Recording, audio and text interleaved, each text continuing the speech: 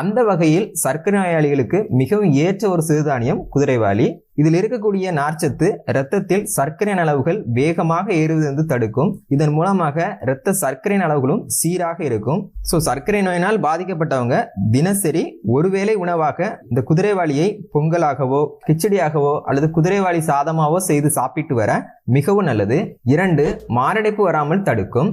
மாரடைப்பு ஏற்படுவதற்கு முக்கியமான காரணம் இரத்த நாளங்களில் கொழுப்புகள் படிந்து அடைப்பை ஏற்படுத்துவதுதான். குதிரைவாலியில பாத்தீங்கன்னா சாலிபிள் மற்றும் இன்சாலிபிள் ஃபைபர் சொல்லக்கூடிய 2 வகையான நார்ச்சத்து இருக்கு.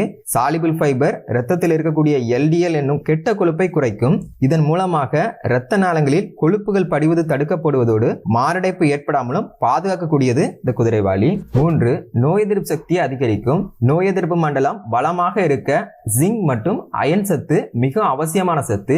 இந்த 2 சத்துக்களும் அதிக அளவில் நிறைந்த ஒரு சிறுதானியம் குதிரை